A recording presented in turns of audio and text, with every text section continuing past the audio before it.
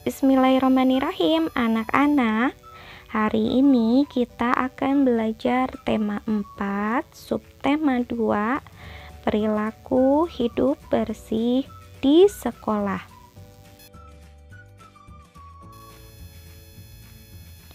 Dayu dan teman-teman sedang bermusyawarah. Mereka membahas persiapan lomba kebersihan antar kelas. Berikut ini adalah percakapan di antara mereka. Lomba kebersihan antar kelas tinggal 2 hari lagi. Apa yang harus kita lakukan, teman-teman? Tanya Sinta. Menurutku, kita harus segera bersiap diri, ucap Titus. Setuju, kita harus segera gotong royong, ucap Maylin. Kemudian, apa yang harus kita persiapkan? Tanya Ahmad. Kita harus menyiapkan kemoceng, kain pel, dan vas bunga, ucap Anissa. Mari segera kita siapkan alat-alat tersebut, ucap Dayu. Jawablah pertanyaan berikut sesuai hasil musyawarah Dayu dan teman-teman.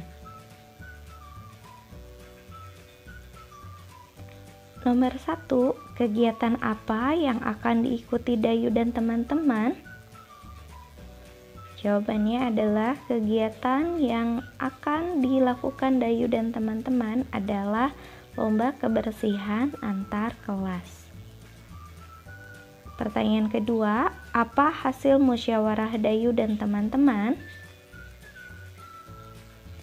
Hasil musyawarah Dayu dan teman-teman adalah segera bergotong royong menyiapkan alat-alat keperluan lomba kebersihan antar kelas.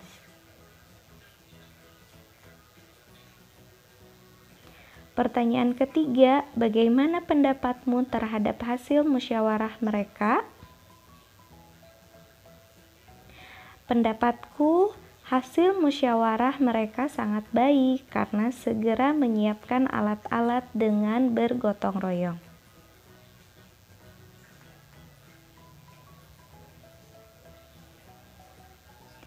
Pertanyaan keempat, apa saja peralatan yang mereka siapkan?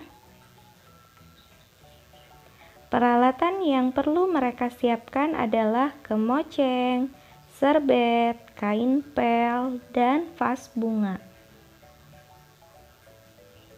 Menurutmu, apa manfaat kegiatan yang akan mereka lakukan? Menurutku, manfaat kegiatan yang akan mereka lakukan adalah untuk meningkatkan kebersihan kelas.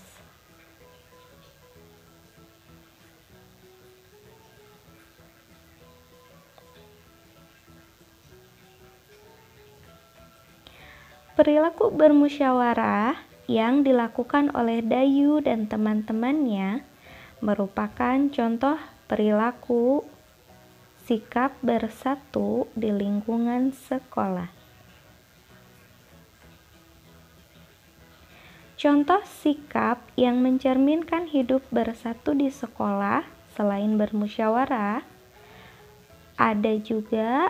Yang pertama, bekerja sama dengan siapa saja di sekolah dalam aktivitas kebaikan. Kedua, tidak memilih-milih teman. Ketiga, saling tolong-menolong. Keempat, saling menghargai. Kelima, saling menghormati. Keenam,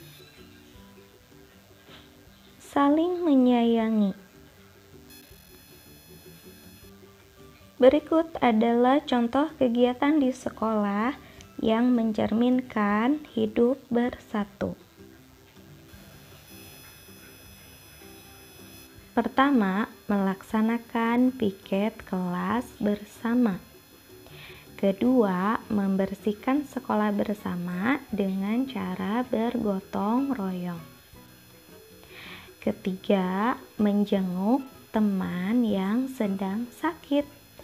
Keempat, membantu teman di sekolah yang sedang kesulitan. Kelima, diskusi bersama. Keenam, main bersama teman. Ketujuh, berbagi dengan teman.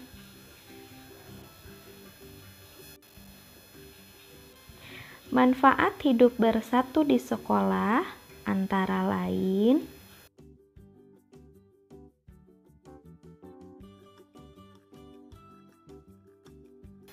terciptanya hidup rukun, tentram, dan nyaman di sekolah.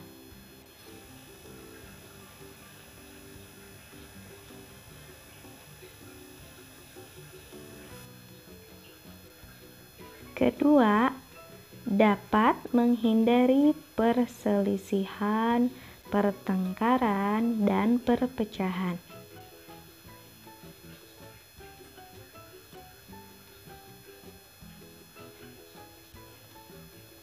Ketiga, proses belajar mengajar di sekolah menjadi lebih lancar.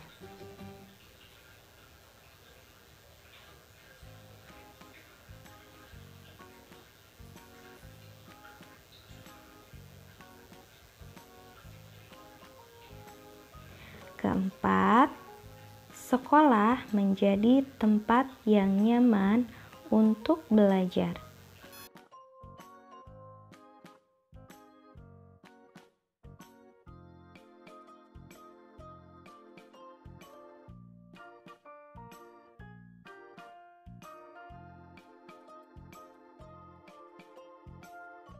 Anak-anak, sekarang kita bandingkan kedua kelas ini. Berikut adalah contoh kelas yang kotor dan kelas yang bersih. Kita perhatikan, kita amati bagaimana keadaan dari kursi, kemudian keadaan lantai, kemudian kita perhatikan lagi bagaimana keadaan jendela mereka, dan keadaan vas bunga yang ada di dalam dua kelas tersebut.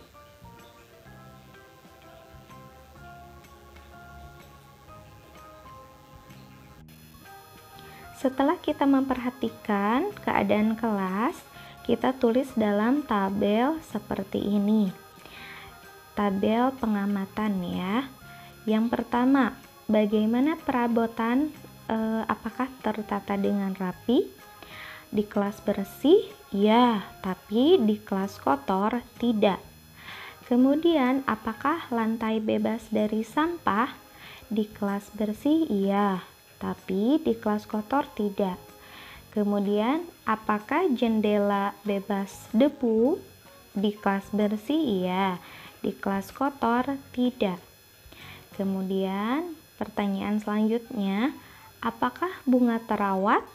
Di kelas bersih iya, di kelas kotor tidak. Anak-anak, sekarang kita amati gambar-gambar di bawah ini. Ini adalah kegiatan bersih-bersih yang dilakukan di kelas dengan menggunakan alat-alat kebersihan. Nah, kira-kira alat-alat kebersihan apa saja ya yang digunakan untuk membersihkan kelas? Yang pertama, ini adalah gambar sapu dan pengki. Kemudian ini adalah gambar lapel. Selanjutnya ini adalah gambar kemoceng. Dan ini adalah gambar pel dan ember yang berisi air untuk mengepel lantai. Oke, selanjutnya kita akan belajar mencocokkan dengan cara menarik garis antara alat dengan kegunaannya atau fungsinya.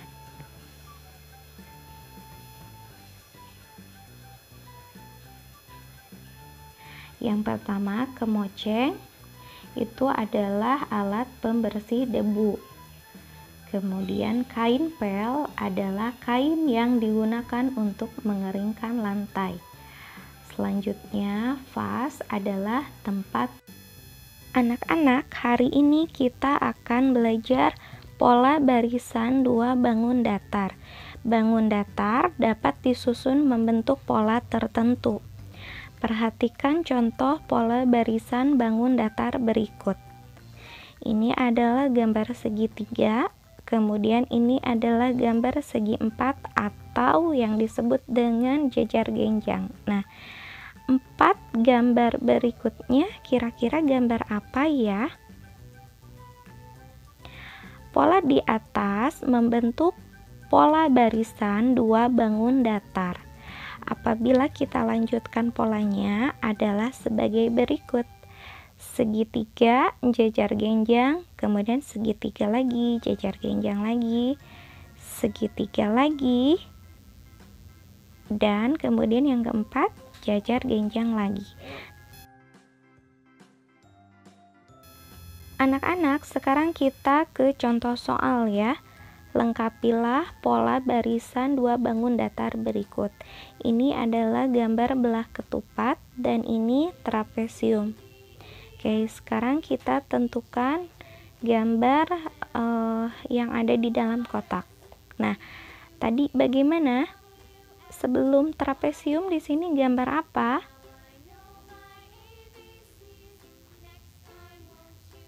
Gambar belah ketupat. Nah, setelah trapesium gambar apa? Belah ketupat, setelah itu trapesium. Kita ke contoh soal yang kedua, lengkapilah pola barisan dua bangun datar berikut. Tidak diketahui gambarnya, kemudian ada gambar persegi 5. Nah, oke, kira-kira yang kosong ini gambar apa ya yang di depannya? Nah, di sini adalah gambar segi 4, kemudian segi 5, setelah itu segi 4, setelah itu segi 5, segi 4, dan yang terakhir segi 5.